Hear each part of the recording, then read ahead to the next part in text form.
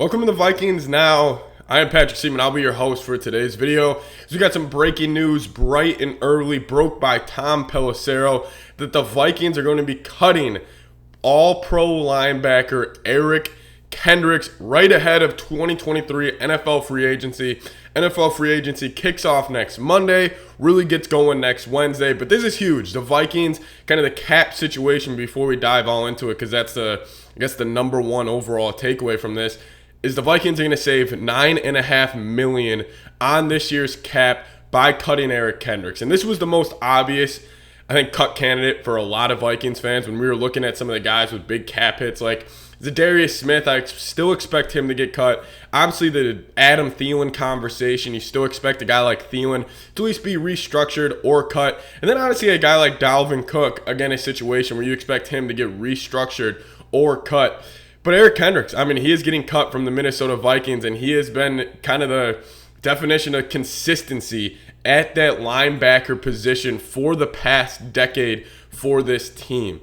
And I think this past year, at least for me and my eye test, and I've talked to other Vikings fans, I've talked to my uncles, my dad, and like our eye test of Eric Kendricks this past season, he really wasn't the same guy as he has been. And maybe that was because shifting from a guy like you play under the Mike Zimmer system, that 4-3 defense for the longest time, and then you shift over to an Ed Donatell defense where it's a 3-4, different scheme. Obviously not the same amount of talent level that he's been used to playing with, but he just hasn't been the same guy. And the eye test tells me he is slow. And I think this will open up doors for guys like Brian Asamoah, which we'll get into later, because I think Brian Asamoah, I think he's going to step in, and I think he will be probably the face of the linebacker group for years to come in Minnesota, unless they end up drafting another guy in this year's draft. But this is breaking news. We woke up bright and early. Literally, I'm rolling out of bed, and I get the notification on my phone from Tom Peliserro. My bad if I look absolutely exhausted right now.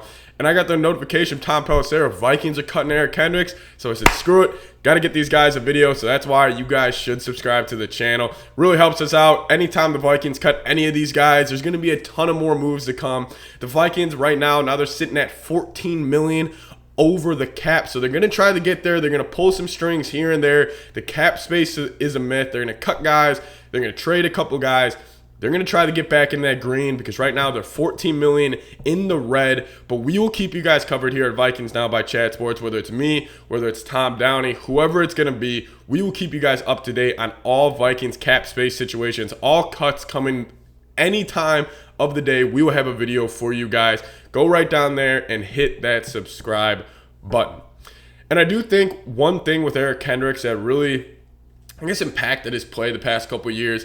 If you remember when he started his NFL career, and I always compare the defensive lineman to a linebacker is the same as an offensive lineman to a running back. And I think the Vikings defensive tackles, even though Dalvin Tomlinson and Harrison Phillips didn't have bad years by any means, but I do think when he was at his prime and Eric Kendricks was that all-pro linebacker, it was on the backs of guys like Linval Joseph, like those real like double A or that real nose tackle where they're taking on double team blocks, and they help the linebacker position immensely. So now that Eric Kendricks, he is going to be cut, I do just think from this past season, I do think that maybe the lack of defensive lineman play, especially when Dalvin Tomlinson went down, I think it affected him. And if you're talking about the Vikings defense from not last year, but the year before, that 2020 defense, when everybody got hurt. Harrison Smith was hurt. Danielle Hunter was hurt for the year. The Vikings had no defensive linemen. They were playing practice squad guys, 7th round guys. And Eric Kendricks, that 2019 year, it was 2 years after his 2017 All-Pro season. That 2019 year for Eric Kendricks, I thought he was the best linebacker in the league because he was carrying one of the worst defenses in the league. But eventually, you just run out of juice. And Eric Kendricks, I mean, it's so funny. I thought the Vikings linebacker core for the next 5 more years would have been that UCLA duo of Anthony Barr, Eric Kendricks.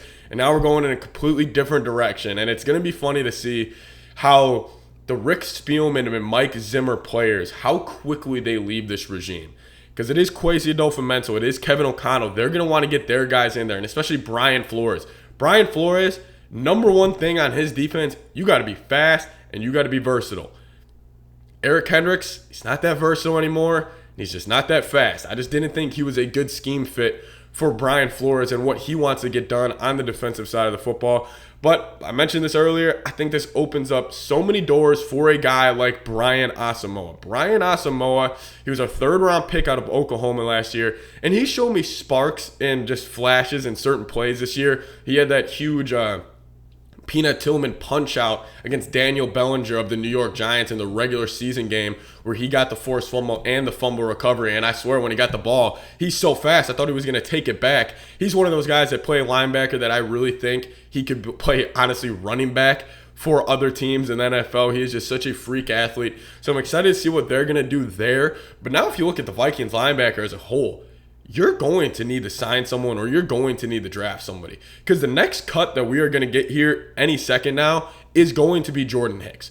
Jordan Hicks, the linebacker we signed from the Cardinals last year, I believe the Vikings saved $5 million if they cut him right now, or if they cut him after June 1st. They also save $5 million. You can't just go in the next year with just Brian Asamoah or Troy Dye. I just don't think Troy Dye is good enough to play for this Brian Flores defense. He's not the fastest guy. He's not the most versatile guy. I think you can honestly look at maybe player in the draft. Sneaky one that I think would fit in really well with Brian Flores. Similar player to Anthony Barr that you should keep your name on or keep your eyes on.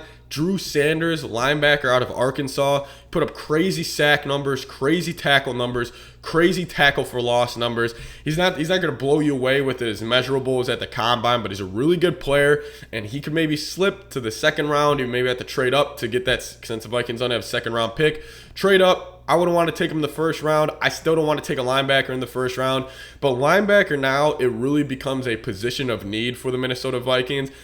And it's honestly, kind of wrap this up here with Eric Kendricks. First off, I mean, thank you so much for your great career in Minnesota. I mean, if you guys want to show him some love, type 54 in the comments section. I'll probably make that the pinned comment on today's video. Is just give me some 54s in the comment section, because, man, he was a fan favorite. Seeing that fro run around every Sunday and just being a tackling machine. And when those Mike Zimmer defenses were at its peak and at its best, it was because of a guy like Eric Kendricks. And I'm going to be interested to see where a guy like that's going to go in free agency. I could see maybe a team like Dallas could use a tackling off-ball linebacker if they do let go of Leighton Vander Esch. Maybe a team like the Raiders. Maybe a team like the Dolphins that need an off-tackling linebacker. It's going to be interesting.